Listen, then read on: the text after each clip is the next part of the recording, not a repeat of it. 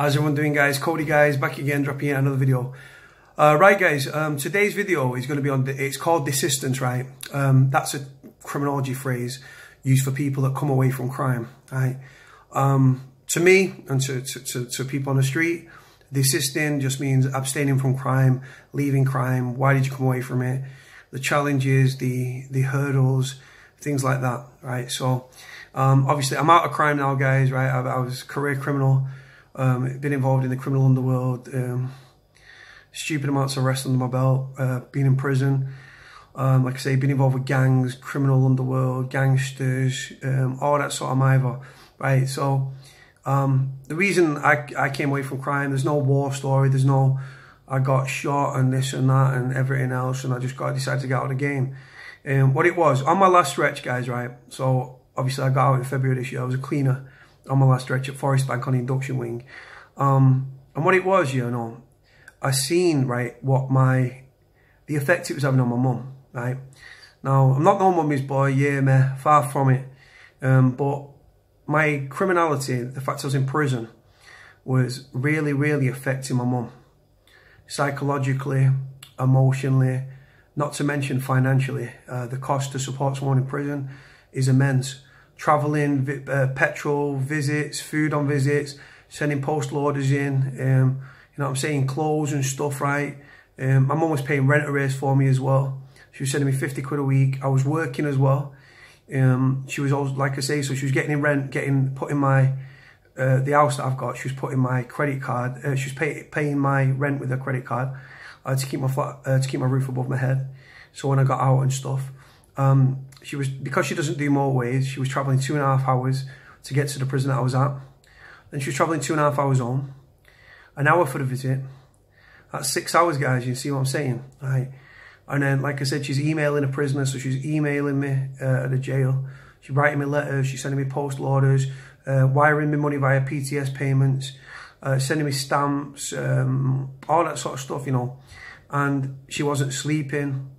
She's got a heart problem called angina. She was having like little mini heart attacks and stuff, or mini strokes, whatever you want to call them. And I don't know why, guys. I was on a visit. I was told on the phone, right, by the person that she was with at the time that she wasn't well and she'd been having chest pain. She's not sleeping. She's not eating. She's worried about me. I was like, well, why is she worried? I'm like one of the biggest lads on a wing. Not that that counts for anything in jail, man. But I was one of the biggest lads on a wing and stuff. And he was like, she's like, no, just like there's violence in prison and she's worried about you and all this sort of either when you're up, she's up, and when you're down, she's down. And you know what, right? She came on a visit and I'm sat there looking at her.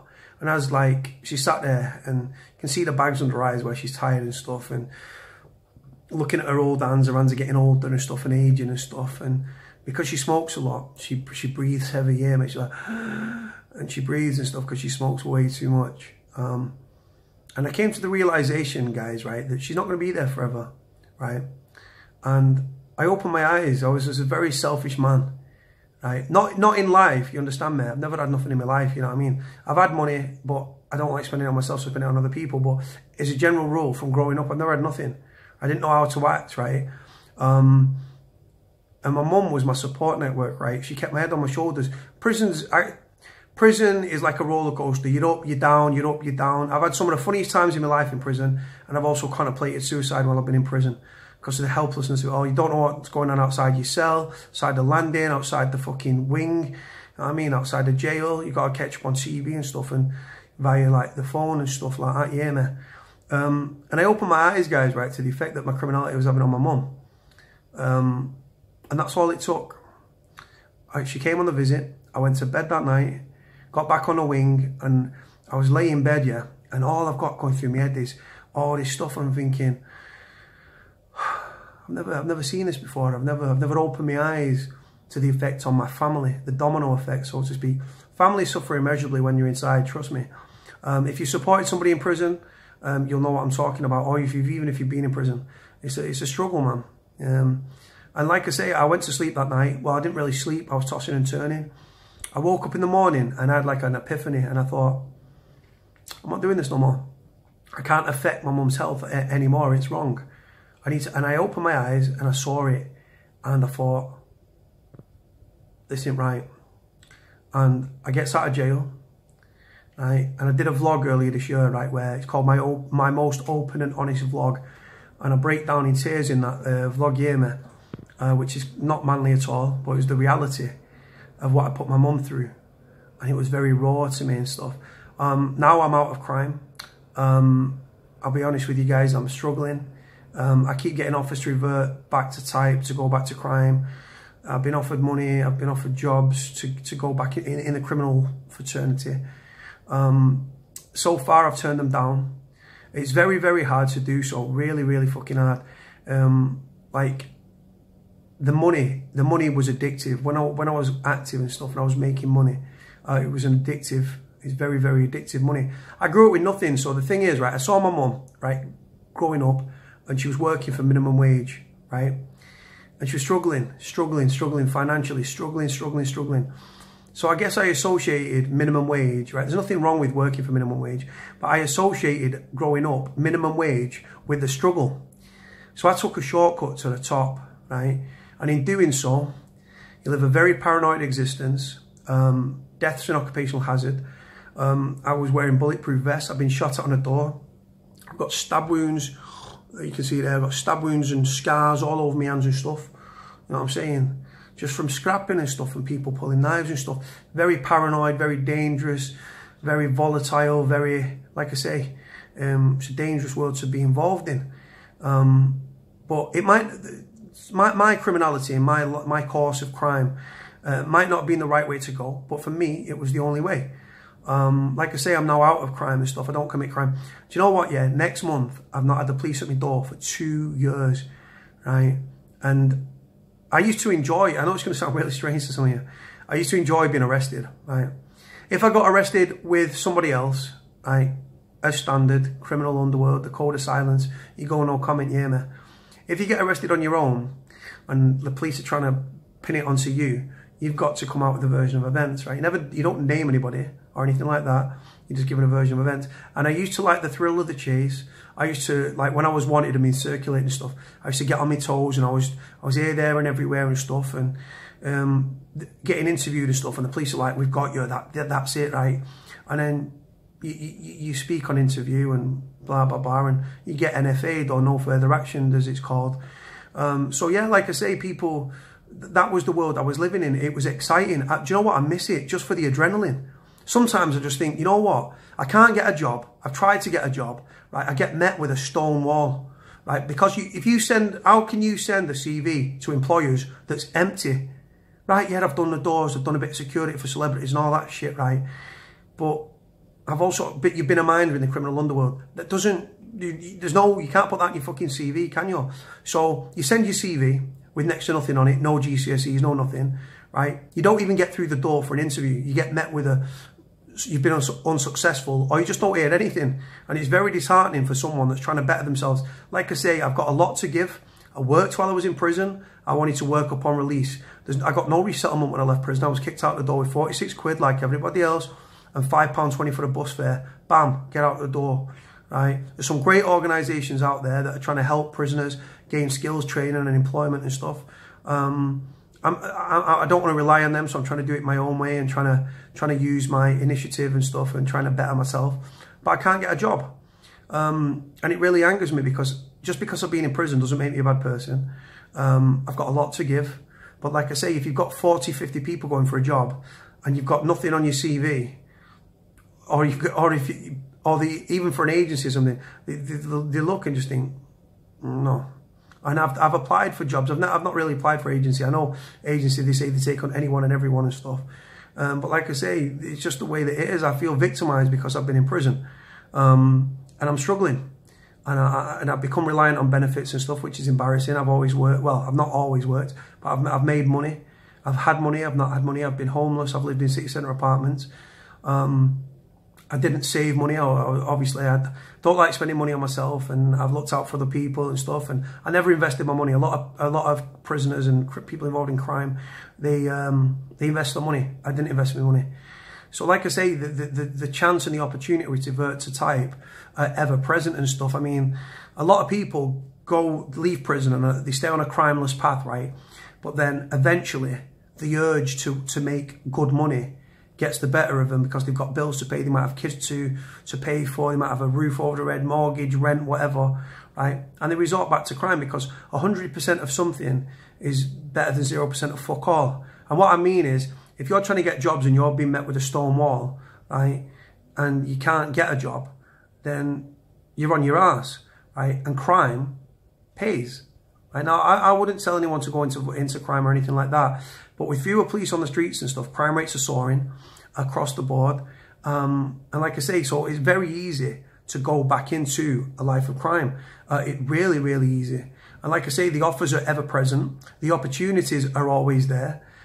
Like I said, I cut out everyone I'd ever known, associates, friends of friends, everything, right, for my mum.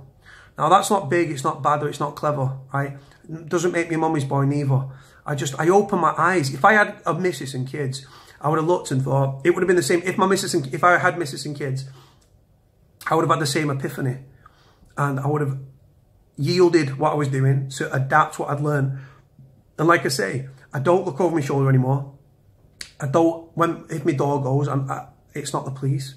But it's a boring life. I've gone from living life, guys, at 1,000,000 miles an hour to living my life at like a snail's pace.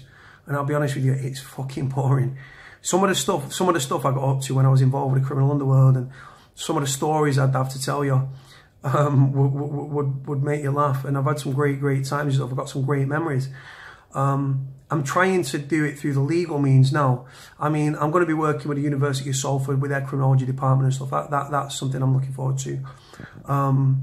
That's paid. I'm actually get paid for that. That's the first legal money I've earned in forever. It really, really is. And like I say, that's just, I was a product of my environment. Crime was seen as a shortcut to the top. I didn't want to struggle like my mum. I wanted to earn money and I wanted to provide for my mum, for my dad, and for my sisters and stuff. I didn't want to struggle like they struggled. I wanted to show them the good things in life. I didn't want to show them living handsome house, struggling and stuff, growing up on the estates and everything. My mum's still a cleaner. She's still working for minimum wage, guys, right? And like I say, I just wanted to make my family's thing better. So I saw it as a shortcut to the top. It is a shortcut to the top. I did make money. I was successful in what I was doing.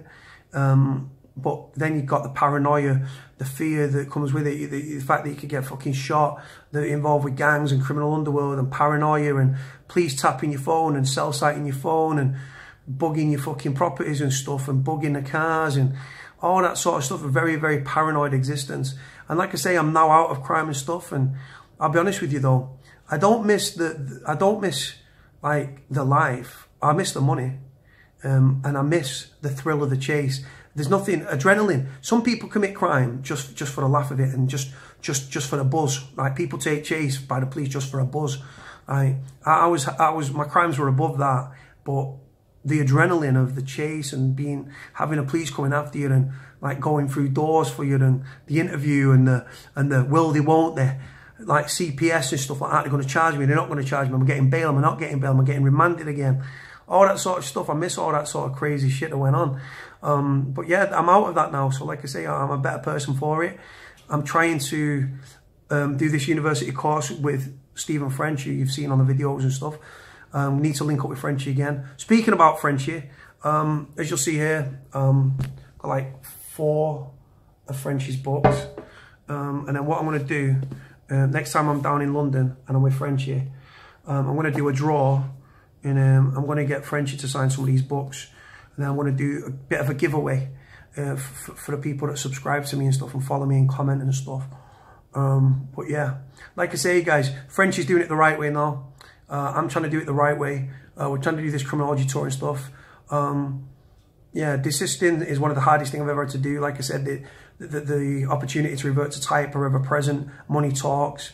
As of now, I'm staying away from crime. I hope to continue in the course, but with bills to pay and mounting pressure and fewer police on the streets, if I resorted back to crime, I was shit hot when I was doing what I was doing. if I resorted back to crime with fewer police on the streets and another 700 million cuts to policing by 2020, I could get away with crime with my eyes closed. But like I say, I don't vindicate anyone committing crime. I'm trying to do it the right way. I'm trying to get a job, but I'm being met with a brick wall.